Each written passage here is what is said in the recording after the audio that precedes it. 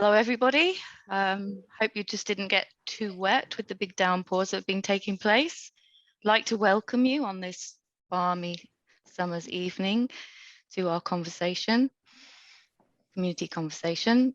Taking part this evening, we welcome the officers from the community engagement team partnerships, economic, development and planning are also attending and will be writing up notes and actions after the meeting. My name is Gillian Dessoir and I'm hosting this community conversation as the independent chair this evening. So hello, everybody. I've worked within the Richmond community team, with the Richmond community team in various roles for the past few years. In West London as a community and education programme manager, in Richmond on many grassroots community projects and community funding initiatives, and they do a sterling job. I'd like to introduce our ward councillors for this evening on the panel. So tonight with us, we have representing East Sheen, Councillor Julia Cambridge. Hello, Julia, welcome. Good evening, everybody, and thank you, Gillian. And we also have representing East Sheen, Councillor Seamus Joyce. Good evening, Seamus. Yes, good evening. The correct pronunciation is Seamus. Seamus, I'm really sorry, I should know. My neighbour's called Seamus. That's fine. I apologise. I know a lot of dogs called Seamus as well. Okay, well, Seamus, thank you. We've also got Councillor Richard Baker with us this evening, and I believe Councillor Baker started the High Street debate, and so he's interested to be here this evening, and we welcome you as well, Councillor Baker. Representing the Mortlake and Barnes Common ward, we have Councillor Paul Avon. Welcome, Paul. Evening all. Thank you, Chair. We also have Councillor Alice Bridges-Westcott. Hello, and thank you, Chair. And yes, I think that's, do we have Gemma Curran? Not at the moment. Okay, thank you. So there we go. There's all our councillors. Actually, one more, if I may, to say hi. Okay. No, I do apologise, Brian. No How can you forget Brian? Thank you, He's not on my list. Sorry. Well, I'm not speaking, probably, that's why. But He'll never get over this. Oh dear, it's a shame. Okay, so moving on. I'd also like to introduce our speaker this evening, who will be facilitating many of the discussions, Paul Clement. Welcome, Paul. Paul specialises in place shaping, and he's previously director of place for Savills and now works with business improvement districts and has a really keen interest in high street development, and I'll let him tell you more about that later. I'm looking forward to hearing from you all this evening. We've got many participants, so to that end, I'm going to stick quite strictly to the agenda, and we will be finishing by 8 p.m, I promise. And so I'll clarify the purpose and focus for our meeting this evening, which is the future of our high streets. The aim of the community conversation is to feed into the local area plan and giving opportunities to local residents and businesses to have their say to shape the future of their local area. Just quickly run through the agenda for this evening, which is again quite tight. So, am I on time? No, I've gone over. 6:30 to 6:35. 6:35 is to be a short update from one councillor per ward. 6:45 till 7 is the introduction by Paul and presentation and vox pops. 7 p.m. till 7:35 is discussion in breakout rooms, and 7:35 till 7:40 will be a feedback session from Paul summarising the key findings and priorities from each breakout room. And 7:40 till 8 p.m. will be a discussion, and again with Paul, and attendees can ask questions on their, sorry, just to go back on that. At 7:40 will be the community conversation discussion. That gives us all an opportunity to ask questions on any subject to the ward councillors. And that session takes place for 20 minutes. And as I said and promised, the meeting will close by 8 p.m. So yes, just my current role, I work as the manager for Mortlake Community Association. We develop and deliver activities for the local community, and we have an active interest in Mortlake. That any development works for all residents and the surrounding areas for years to come. So it's just a last bit of housekeeping. This is fairly scripted, so I do apologise for that.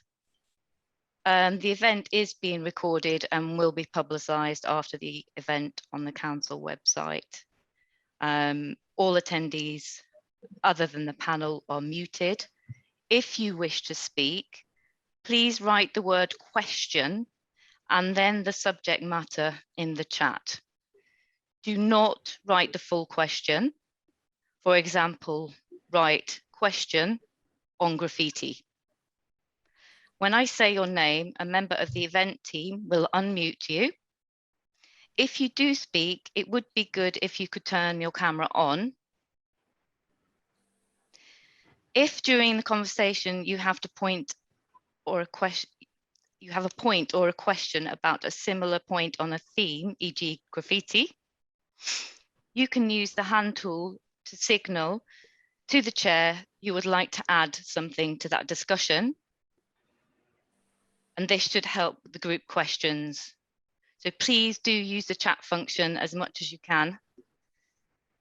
And all the people here by attending this event have signed up to the event etiquette. So hopefully you've all read that prior to this meeting. Be respectful of all speakers. I'm sure we won't need to, however. If we do need to mute or remove participants, we will do so. The event staff will do so. If there are any problems, we will communicate with individuals via the chat or by inviting them into an adjoining virtual discussion. After the event, attendees will be emailed the email addresses of all the local representatives and the web links that have been discussed in the meeting to save people time, and they don't have to write things down tonight.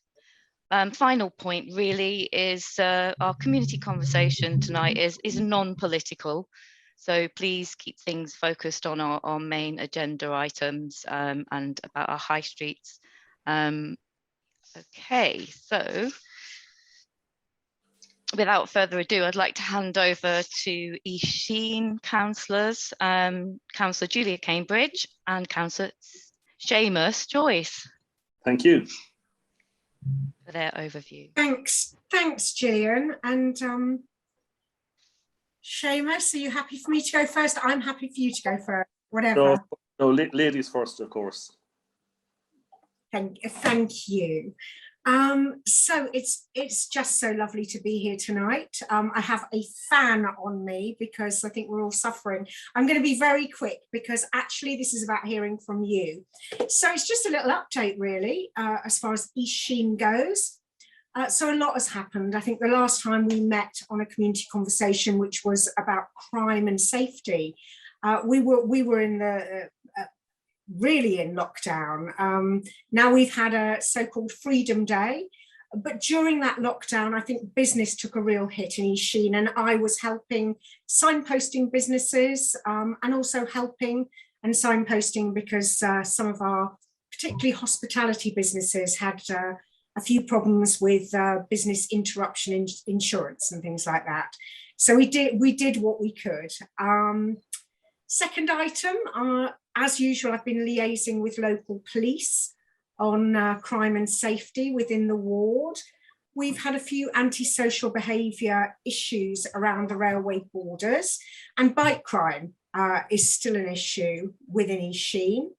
I will be joining the police soon on a ride with us scheme where I get to go into a police car and actually witness and see the sort of daily running of our local police. But in the meantime, I have joined them on ward walks, and we've been really just talking to residents about I'm not even going to say petty crime, because even victimless crime is crime, to like graffiti.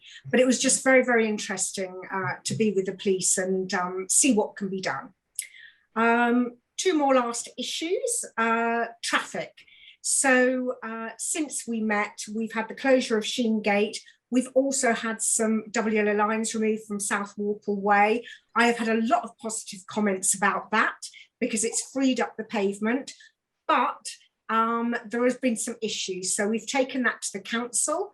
They've put down traffic counters for the last week and they're going to be gathering a lot of data. We've also had the e-scooter and e-bike trial, and we have 2 sites in East Sheen on Milton Road and Vernon Road.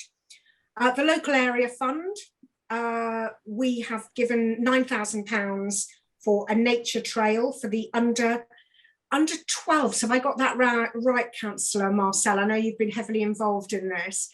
So it's a nature trail on Sheen Common, and we've also given £1,000 along with Q Ward for intergenerational music making. And the last thing I will say is it was my absolute pleasure to be on Hammersmith Bridge for its opening at 9 AM, which will have an impact, hopefully, for the better on East Sheen. But I'm sure other people will have more to say on that. Thanks very much. Okay, I'll give you some updates now from myself and Councillor Marcel.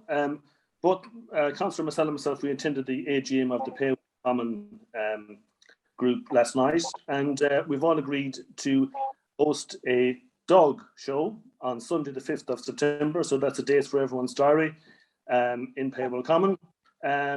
Councillor Marcel's vision for the play area and nature trail in Sheen Common is nearly completed, so we look forward to that. We've removed over 40 graffiti tags in the ward in the past 6 months. We regularly attend the police liaison group with the local We're working closely with the newly elected GLA representative Nick Rogers on the plans for Milestone Green. We successfully quashed a parking ticket for a visiting residence on Rocks Lane. We weeded out the footbridge on South Walpole Way, which was greatly received by residents. As stakeholders in the Royal Parks meetings, we're keeping residents represented and updated on the parks movement strategy. We removed trees on Temple Sheen that was causing a path to be blocked.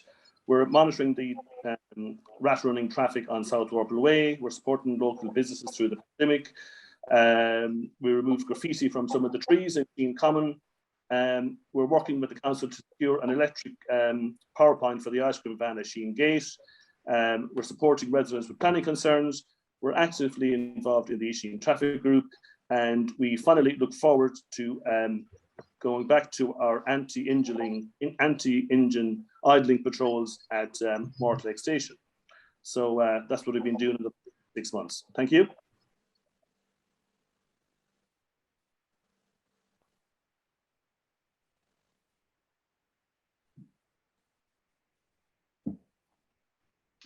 Okay, thank you, Seamus, and thank you very much, Julia.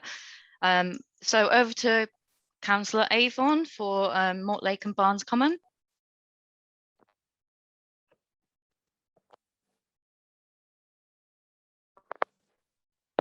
Can you hear me? Yep. Yeah. Thank you, Gillian. I'll give you a quick overview of some of the issues which have been affecting my ward over the past few months for Mortlake and Barnes Common. Probably the biggest issue and very, very timely is obviously the Stag Brewery. The GLA is now the planning authority for that application, and that has been heard at City Hall on next week on the 27th. Now I'd urge all residents, if they can attend, to do so. It's important that we show physically how much this means to the area. I understand that the GLA planning officers have given a recommendation of approval of the application, so we're really up against it. The impact, I've always been pretty consistent, well, very consistent from the start. None of us are NIMBYs in my ward. We all want something to be done to that site, obviously. But what is being planned, 1,250 units, will dramatically increase the population of the ward. There is no infrastructure to support that massive explosion of population because of the geography. There's absolutely nothing you can do about it. And my view has been the site should reflect that geography. Obviously, we have the Thames on one side, the nightmare that is the A316 on the other, a major arterial route and Chalkers Corner, and then we have the Sheen Lane level crossing, which is down at least 45 minutes in the hour. There's nothing you can do about any of those features, and because of that, I've always said the density of housing should reflect that natural geography. Unfortunately, we've been totally ignored. So it is a change. If that is approved, I sincerely hope it isn't, and that Mayor Khan listens to residents next week. If that is approved, it would change beyond recognition. My ward, East Sheen, and the surrounding areas, beyond recognition, because there just simply isn't the infrastructure to deal with that level of population growth. And I want to take this opportunity to thank the Mortlake Brewery Community Group, who have taken a lead part for a number of years in terms of representing residents' concerns with whom I've worked with, and who are playing a critical role next week in terms of collecting residents' concerns. So I want to record my thanks to that group for all the fantastic work which they've done. It's a huge time commitment, so I want to thank them. Briefly on other issues, I would say rubbish comes up constantly. I'm sure Alice would agree with me in terms of the performance of that contract. I probably get 2 or 3 emails a week through lack of collections, and I sincerely hope the performance of that contract improves. It should be said, obviously, we've had the whole COVID experience. It hasn't been an easy year for that contract to start, when obviously people's waste have dramatically increased, but there needs to be a dramatic improvement on that. The other big issue in my ward is the whole traffic chaos surrounding North Warper Way and all the roads from there, from First Avenue, Second Avenue to Older Road, where it's used as a rat run. Particularly concerned about Older Road, where being consistent reports of residents' lives being put in danger as cars race down there. I've been putting pressure on the council for some time. There was a meeting a couple of months ago. There is now traffic monitoring equipment on site, so we understand exactly what the metrics are, and hopefully we can take action from there. So that's it from me. Thank you, Chair.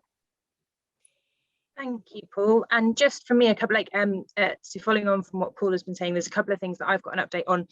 One of them being from tomorrow, Townmead, we were speaking about waste just now, but Townmead Waste and Recycling Centre will be partially reopened from tomorrow, and you can have a look online. They are also partially reopening some of the booking schemes as well. So if you have got rubbish and you haven't been able to get to Townmead since the fire, do have a look online on the council website, and that will be partially open from tomorrow, especially as we've nice sunny weather at the moment, although rain at the moment, whilst we sort of like clearing houses and clearing gardens and stuff. It is worth having a look, because that is now going to hopefully be coming back into service for the area. A couple of other things that I've been working on. So obviously, as Julia said, it was really great to go to Hammersmith Bridge on Saturday. It was really fun, and to see that reopened to pedestrians and cyclists, and lots of residents were there and sort of really happy to see it reopened, especially thinking about September when the children will be going back to school, and being able to use it. And we were there with the council leader Gareth and our MP Sarah, who were there reopening the bridge, and it was just amazing. It was a really amazing atmosphere. I think Julia would agree, and also really sunny, which was very nice. A few other things I've been working on is, obviously we've had some thundery weather, we've had some serious rain in the last couple of weeks, and we've had some flooding. One of the things that I have been asking the council to look at is sort of what we can do to help mitigate some of the flooding issues. And we've got some really exciting news for this sort of neck of the woods, which is the council have been working with people like the Friends of Barnes Common and the Wetland Centre in order to investigate an array of local sustainable flood management projects to try and mitigate some of the flooding issues that we may face over the coming sort of days, weeks, months, particularly as we've got this this thundery weather, and as we've got rain this evening coming in all across the borough. Also on that, because we've had some periods of really dry weather and then really wet weather, one of the things that I have been spotting is we've got some seriously slippery pavements. And so I've contacted the council and members contacted the council to try and make sure that we get regular pavement cleaning to ensure that actually some of our pavements are safer, because even I was, as a 28-year-old, wasn't overly keen on walking on some of the streets the other day because it was really slippery, and that's just sort of something that we need to be aware of with people who might be disabled or less able to walk. A big thing on the brewery, one of the things that I've been doing is working with our colleagues in North Richmond, because that's the Mortlake and North Richmond border. Obviously around this sort of threat of potentially a bus lane going on the Lower Richmond Road. So I've been working with those with my colleagues in North Richmond to try and campaign against having a bus lane there to try and sort the CPZ out, but also challenging the mayor and TfL as to whose road that is. So hopefully that will be resolved fairly soon, and hopefully we will win that argument. Another thing I've done is a number of residents have asked me about anti-idling and what we can do to help mitigate issues with idling around our train stations. So I've been contacting Alex Eamon to try and get larger and clearer signs around all of our stations. So White Hart Lane crossing and the Mortlake crossing as well.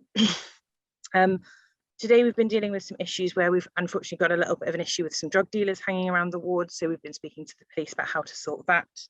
But that should hopefully be sorted fairly soon. And there's probably loads of other stuff, but I'm conscious that we want to talk about sorting out the high streets and how we want our high streets to move forward. So I will hand back to the chair.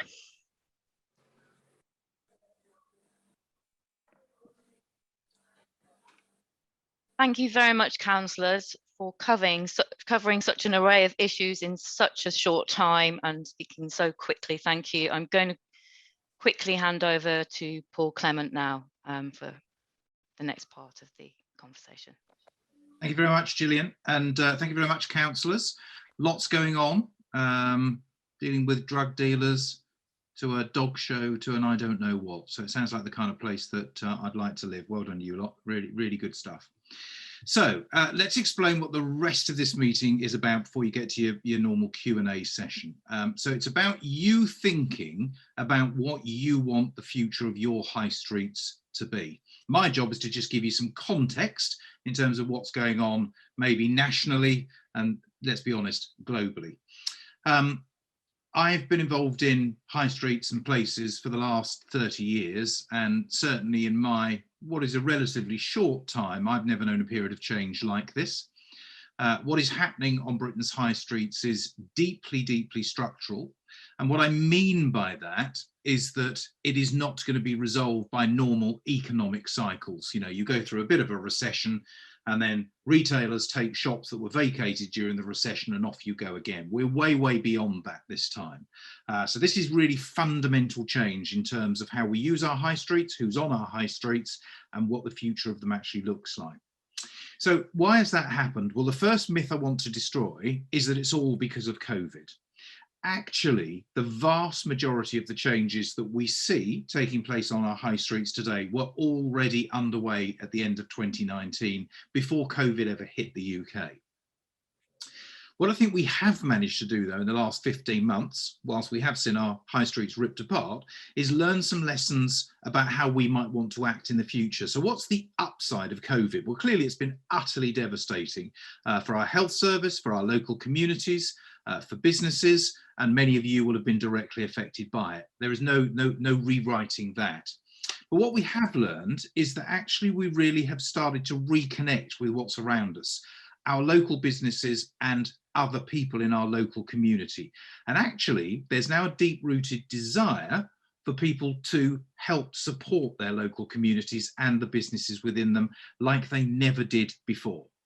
And the other is we're likely to travel less abroad, but also travel in the UK. So we're much more likely to be more local for more of our time. So there is a positive side to this. The second thing is, what's the future of retail? Well, there is a big question mark for a lot of retailers over whether they can continue to occupy bricks and mortar on the high street. Costs of occupation, more of us using online, and we've used more online more during COVID. Out of town shopping centres and a combination of all of those things means that retailers actually find it harder now to make bricks and mortar work.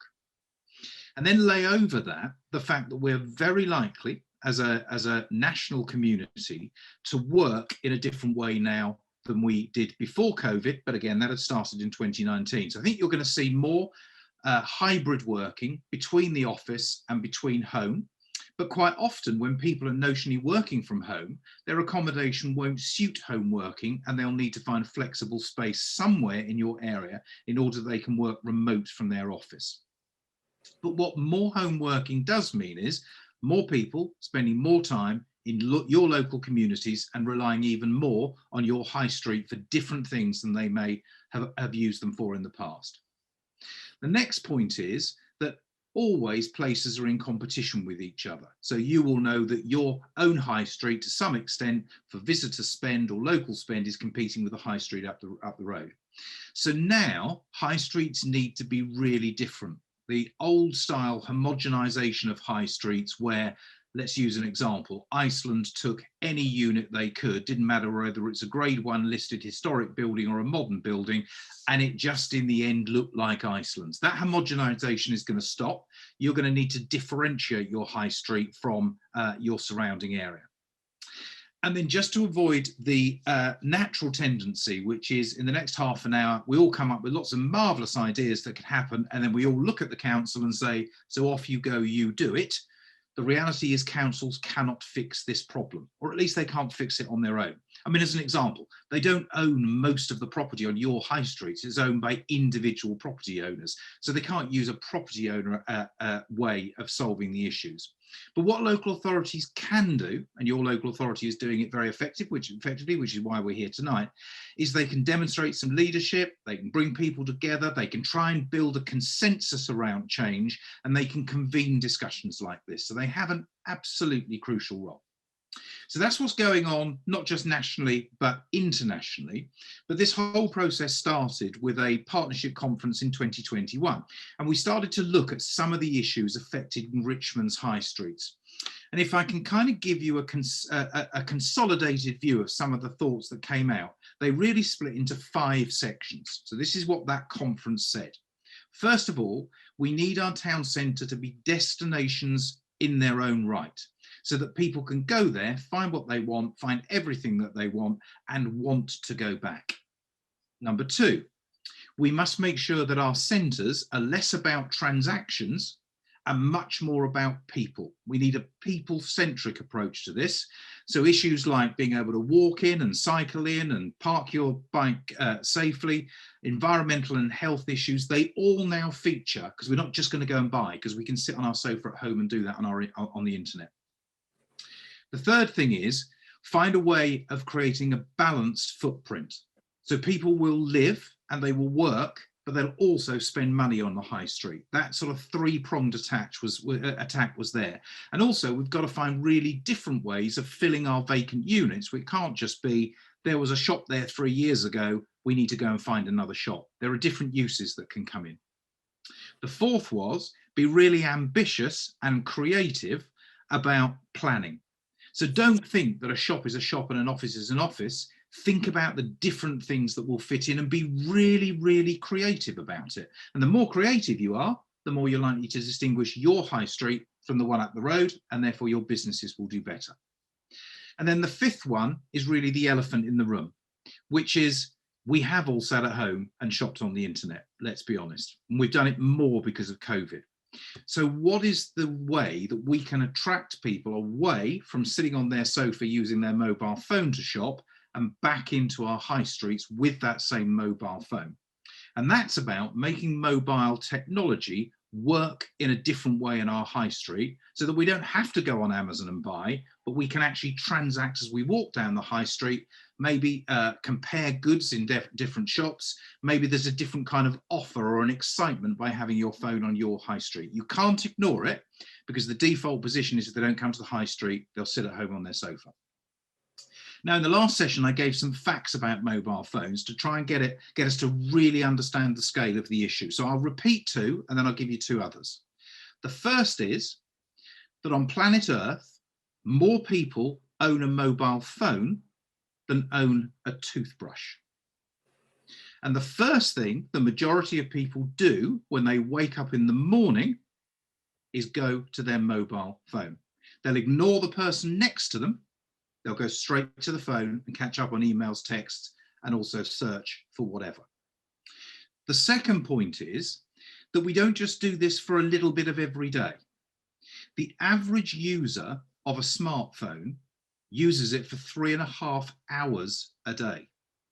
I mean, we're only awake for 14 hours. That's a third of our time we're using it. So don't think a mobile phone's a phone. A mobile phone is your access to anything and everything, be it text, be it Facebook, be it shopping, be it experience, be it just socialization. It's access to everything. It's the way that people are now living their lives on a daily basis. My other two new facts for tonight are that you'll have heard today that the person that is supposedly ruining every high street in the world, Jeff Bezos, the guy that developed Amazon, has managed to go up in a spaceship and back down to Earth in the same day. We think we've had a busy day. But your phone is more powerful than his spaceship. And we, the UK, we use mobile phones more than any other country on Earth. So to try and ignore it and forget it's happening, that's not going to work. We've got to embrace it and use it in a different way. So the discussions you're going to have tonight are about, okay, what are we going to do on our high streets? But this is going to fit into a much longer plan, which is your local plan. And I'm going to ask Joanna to explain to us how the work you do tonight will fit. Joanna. Thanks, Paul. I think a colleague is just going to start a presentation shortly. So my name's Joanne, and I'm here from Richmond's planning policy team to give a quick overview of the local plan development process and what that means for your local area. And if I go on to the next slide, and really it's just to tell you that the planning policy team produced the local plan, and we work with other council departments to help inform our planning decisions and explore things like the impact of new developments. We won't only be undertaking that process internally. At several stages, we'll be inviting communities to take part. We know that you're quite experts, knowledgeable in your local areas. And I think, as we've touched upon already, there are many things that are outside of council control. But we do try and work with landlords, landowners to influence future development. And we do recognise that factors like land value, high demand for certain uses also influence our planning policies. So on the next slide, the local plan is basically a legal document. Every local authority in England produce one.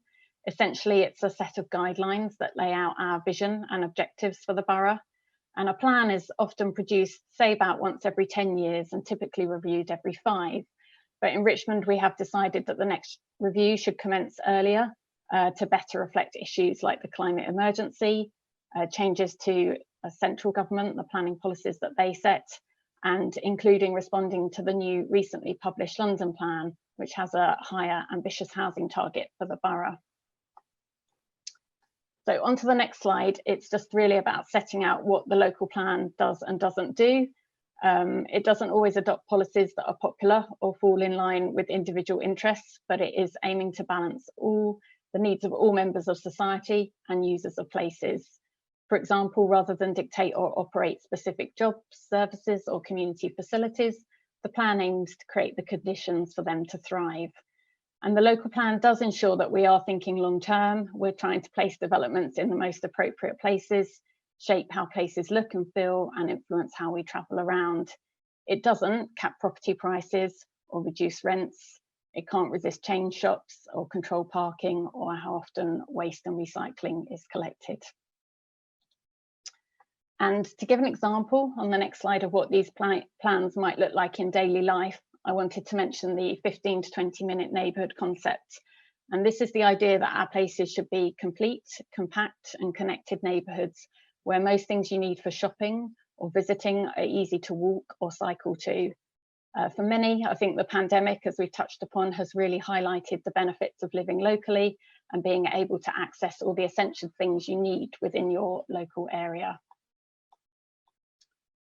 And onto the next slide, which is a picture of Kew, but just to illustrate, we've got 5 larger centres in Richmond, and there are also around 30 local neighbourhood centres and parades across the borough, which are really important, those sort of local places for top-up shopping, especially for those who are less mobile or who don't have access to a car.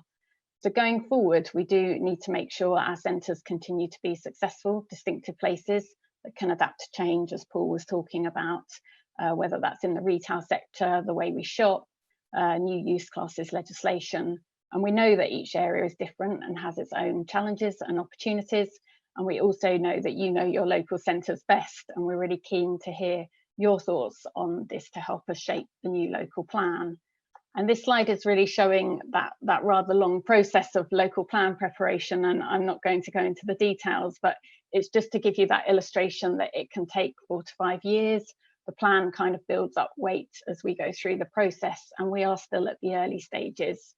We've recently commissioned a new set of research, our evidence to inform the plan, and that includes a review of all our open land designations, an urban design study as well, to really help us understand the borough's constraints and realistic capacity for growth, and as well as research on that anticipates our future need for housing, retail and leisure facilities and premises for businesses.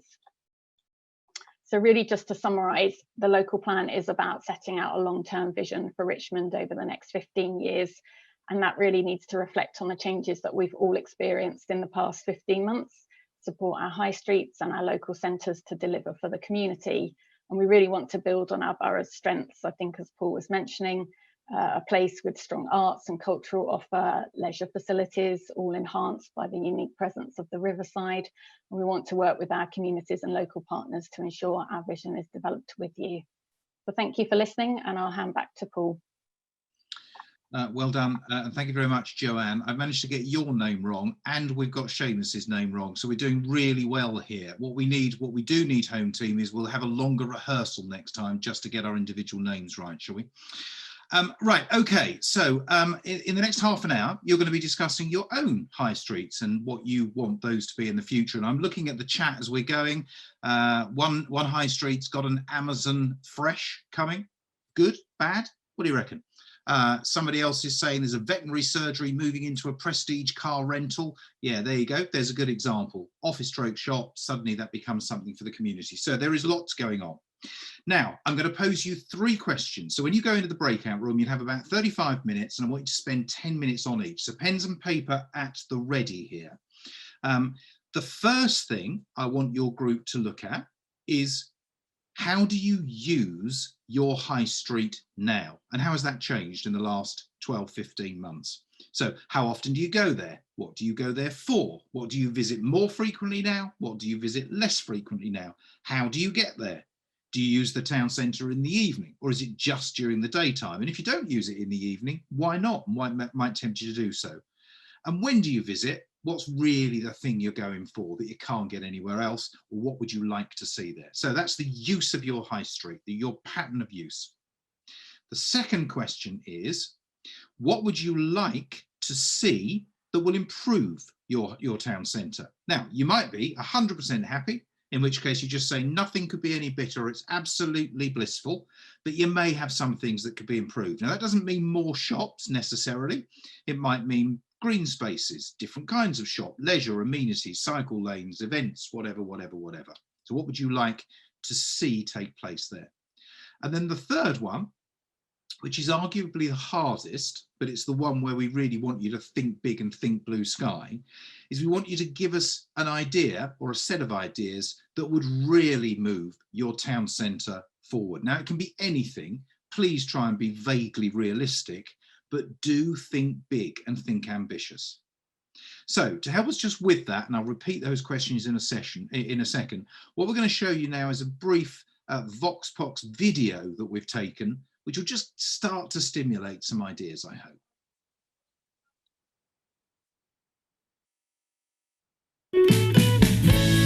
I'm born and bred in the area, so for me it's all about the local community and knowing the faces, everyone getting to know each other's names, and yeah, I love the sort of repeat custom.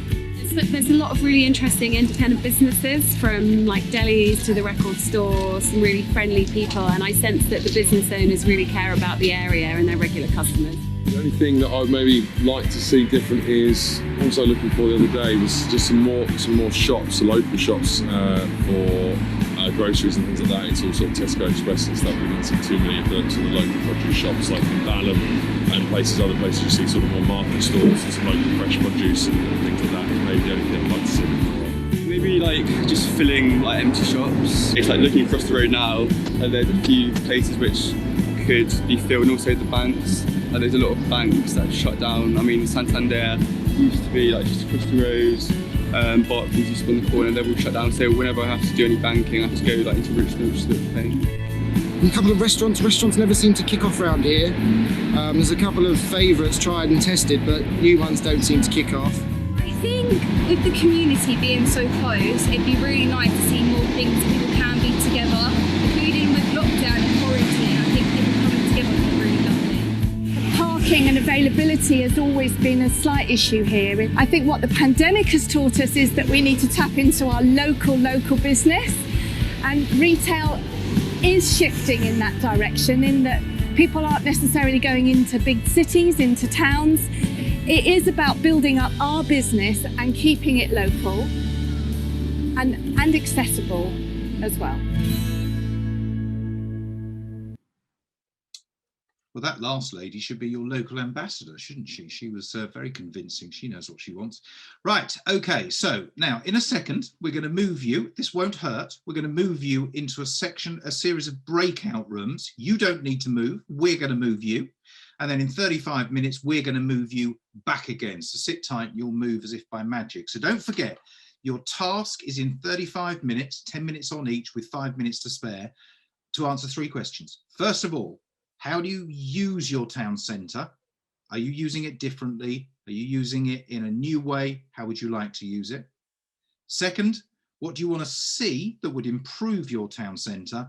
And then thirdly, prizes for the great ideas that we can pull off that will make your town centres different to anywhere else. Right, so as if by magic, we're now going to move you into those rooms. I'm going to spend a bit of time with each group, and then in 35 minutes, we'll come back and we'll try and wrap up some of the discussion. Off we go.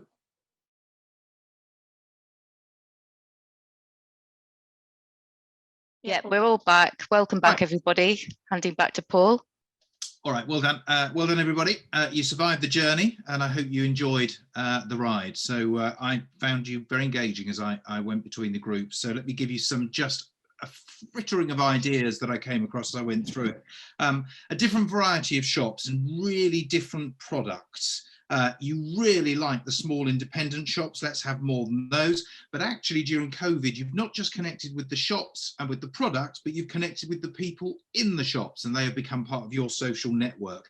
And then in group 1, too much traffic on the high street. One gentleman said, let's be bold. 1 day a week, let's make it traffic free so we can wander up the middle of the road. That's the kind of radical idea that will get you known. Group 2, they talked about community space and redesigning to create community space. People were really using the high street more and liked it, and they wandered around more, and just it was part of your daily walk. They socialized heavily now on the high street. It was part of their meeting space, but they really wanted a register of who owns what is vacant. They want that really accessible so they can start to think about new ideas for places, and a big emphasis on bringing cultural into the high street. There was another group who were talking about theft on e-scooters, which, to be perfectly honest, I was so sad I joined late, but nonetheless, slow down the speed of e-scooters, reduce the pollution, not of e-scooters generally. Let's have some more fresh food shops and local produce. Let's bring back the local post office in Mortlake, and let's have more police on the beat. And then another group, bike racks, green spaces, more restaurants. Let's have some real incentives for people to use their local high street first. Coordinate social media and start to use Instagram. Think of how it looks first, not just about what it sells. Let's look at seatage. Let's bring forward let's bring forward river frontages, and let's have a centre for artists to gather and use it as a creative space. And then the final group loved local restaurants and wanted more of them. Wanted to spend some time and attention on shop fronts and the appearance of the unit so they all fitted into a standard format. Let's have more greengrocers, farmers markets. There was a gentleman in that group who I must have a word with afterwards who said that he disagreed with something that I said, for goodness. But what he was meaning actually was that it wasn't about competing with other high streets. It was about really being unique in what you offer. And one bit of sad news is that Councillor Alice Bridges Westcott, I hope I have your name right, she's going to stand down from the council immediately after this meeting because she's going to come and work for me on reinventing high streets up and down the UK, because she had ideas aplenty, one of which was a mobile phone treasure hunt. And then she said a phrase I've used so many times and it's so crucial, which is high streets used to be about what we had to go there for, and we need to rethink them in terms of why will we want to go there. On that thought, I'll hand back to you, Gillian, and thank you everybody for your time. Thank you, Paul. A very, very fruitful discussion. I enjoyed being in room 2 and got a lot to take away with my Mortlake hat on. So now obviously we're all aware that we are running quite over time because we have had a lot to cover and several wards as well within this discussion. So firstly, I would like to just maybe take us to 8:15 for the Q&A session. I'd just like you to give an indication in the chat with the chat function if you are able to do that. And if not, you can maybe take those questions to councillors offline, or we can capture them just in the chat. Secondly, I just wanted to remind you that if you do want to ask a question, please could you write question and then the subject in the chat, and please could you be respectful and non-political with your questions and comments going forwards. So just taking a look at what we've got up here now. Yes, I can stay.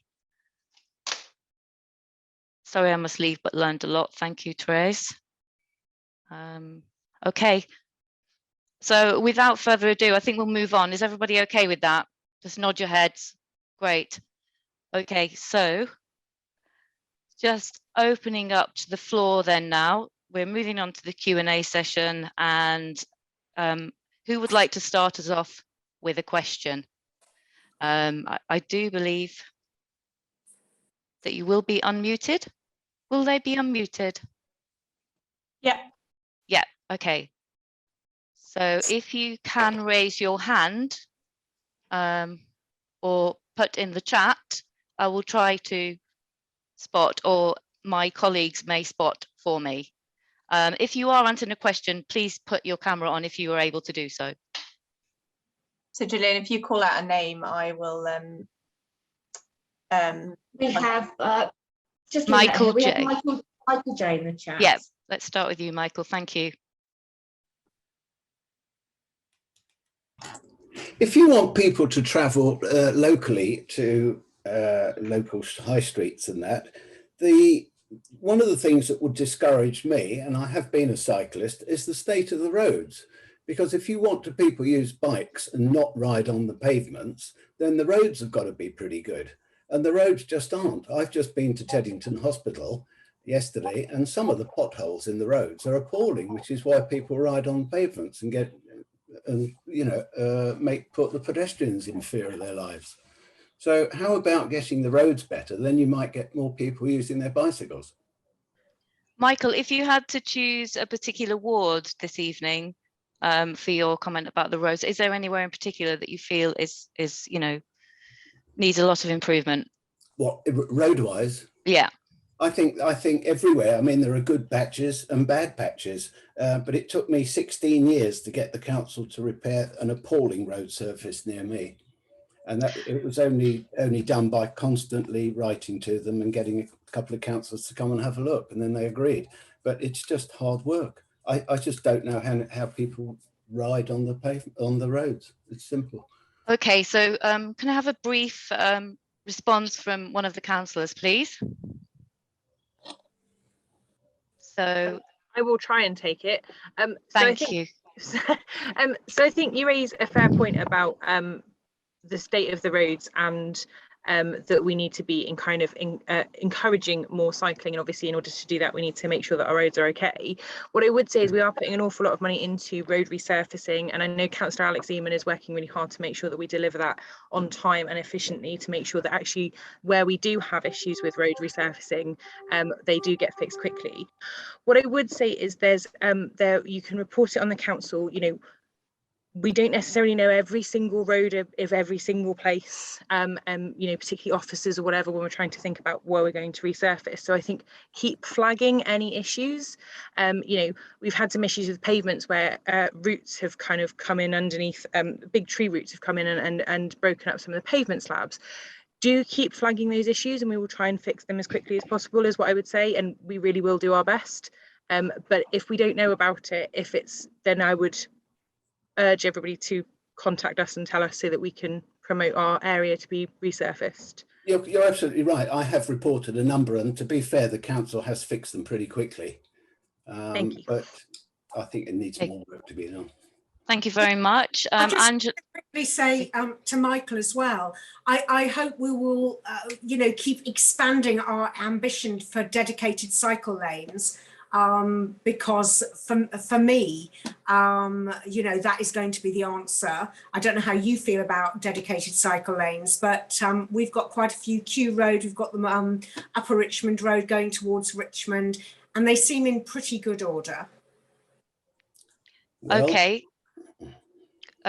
Well, actually, Angela Evie has just posted a link on the chat function for fault reporting. So that's really useful. Thank you, Angela.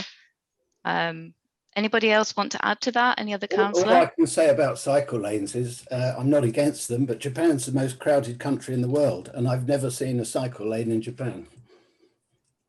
Okay, thank you. Just going to move on now to a question from Harold Walker, who is questioning whether the council legal framework will allow for all the initiatives and conversions, shops to cafes, shops to include cafes, empty spaces to flats, etc. Will the council be legally have the framework to allow them to do some of the amazing suggestions that we've taken this evening? It's very broad question. Harold, would you like to? Still with us? Is Councillor Baker still with us? Yes, I am. I wonder if he. And yes and no is the answer. And in certain circumstances, yes, that's right. But you will be aware that there are already changes afoot, which in some respects have been established by central government, which have already sort of taken that particular choice away from the planning committees and the council as it is at the moment. So that is something to be very aware of. I agree. Okay, would anybody else like to come in on that? Okay, thank you. Right, do we have any other questions? Harold, do you like to come in now? Harold Walker, could you unmute Harold Walker, please? Okay, Walker.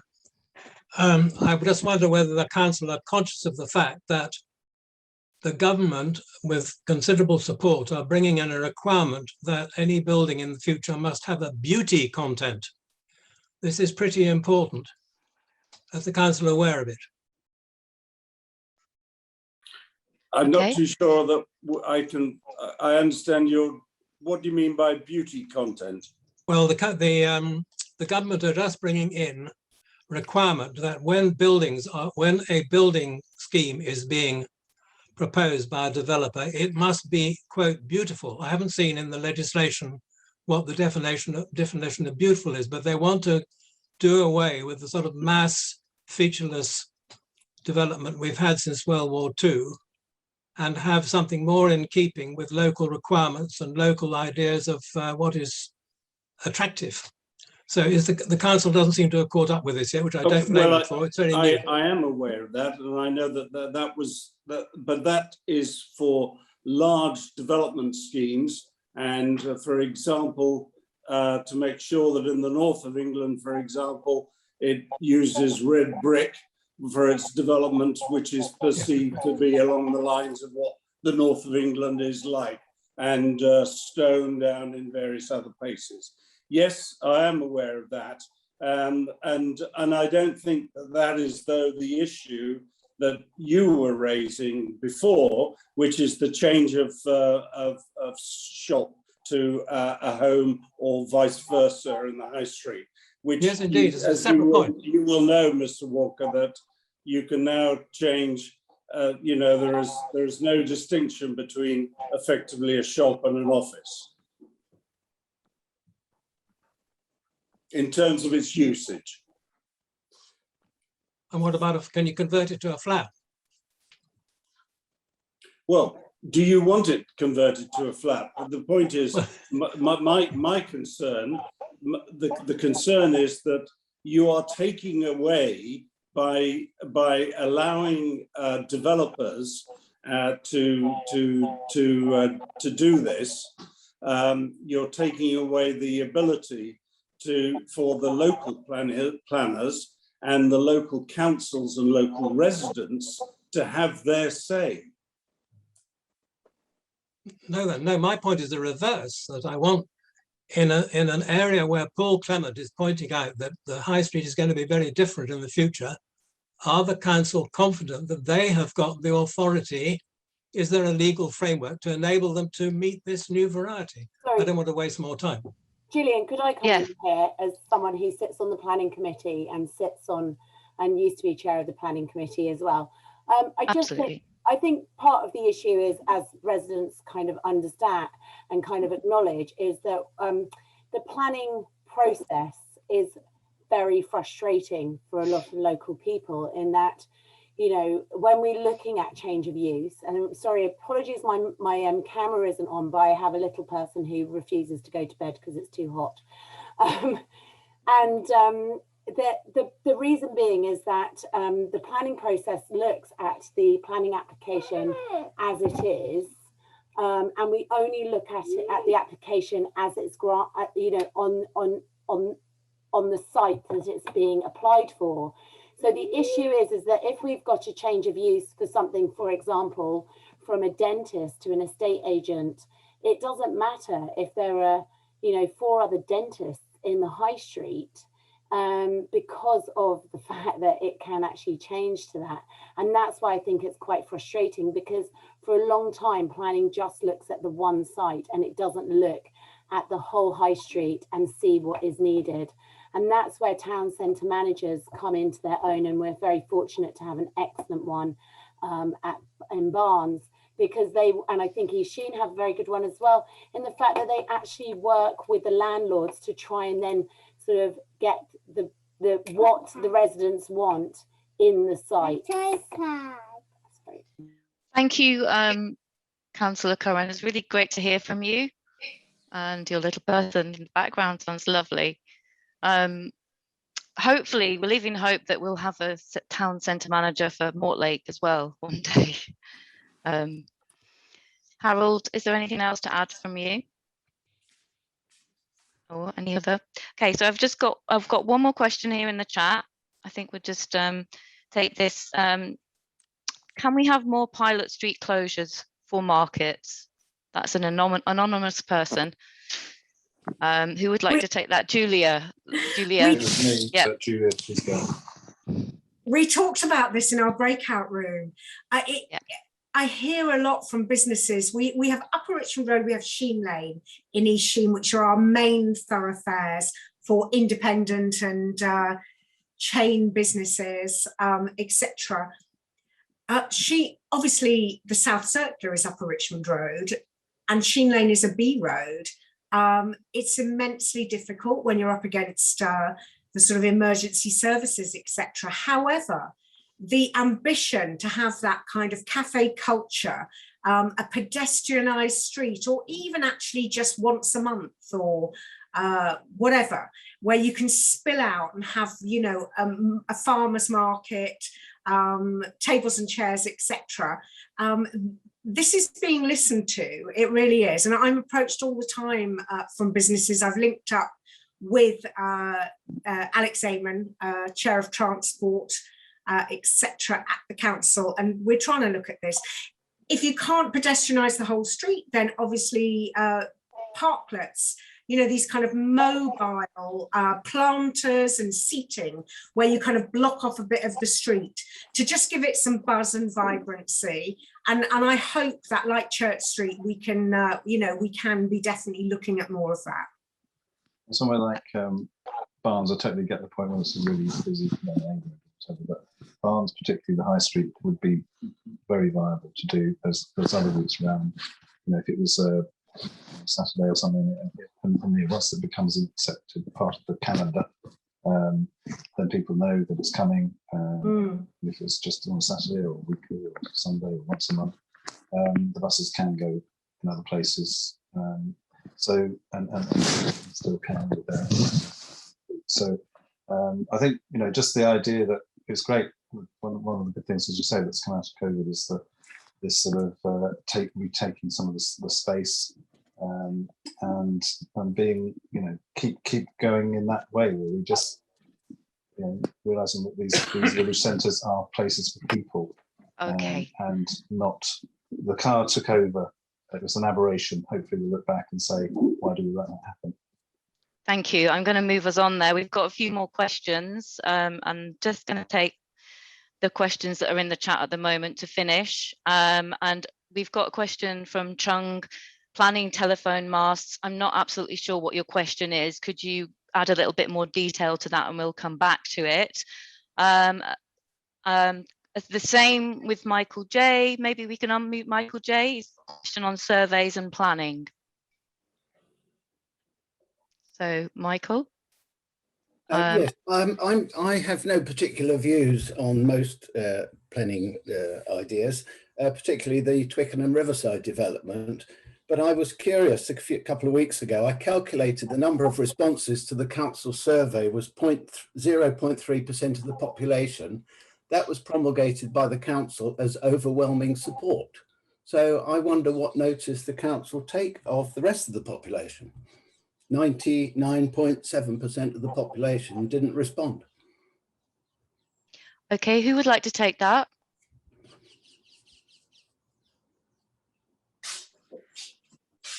Councillor Baker, thank you. Oh, no. Okay. Do we have a councillor who can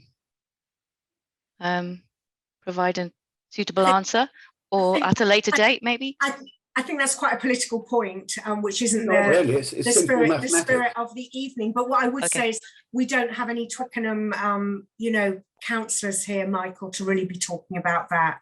This is concentrated on Mortlake, Barnes and East Sheen. Okay, thank you, Councillor Kempton. I'm going to move us on. I'm going to move us on because we're really running out of time here. So this is the final question. In addition to this community conversation, is the council conducting a larger research survey to find out what the community at large would like to see in their future high street? This is our final question. So maybe we could pick up with Lynette for the council response to that, a larger, wider survey across the borough, as well as the local surveys, consultations. Yes, so we're working with our economic development team on these community conversations, and this is just the start. If we go back to the videos at the start of the evening, this is just the start of the discussion that we're having with residents on the shape of the high street. And by high street, we really mean your local shopping area. It could be 1 or 2 shops, it could be a small parade. And so this is the start. We're going to take all the information away that we've had from our community conversations and ward discussions on this. We're going to look at what the outcomes are of this, and then we'll be getting back to you for further discussions, conversations, etc. So this is the very first start of it. Right, thank you as well for that great summary and ending as well there, Lynette. So we have really run out of time, but I really think it's been useful, some really useful feedback and some information, some exciting chats, some really great language and descriptions.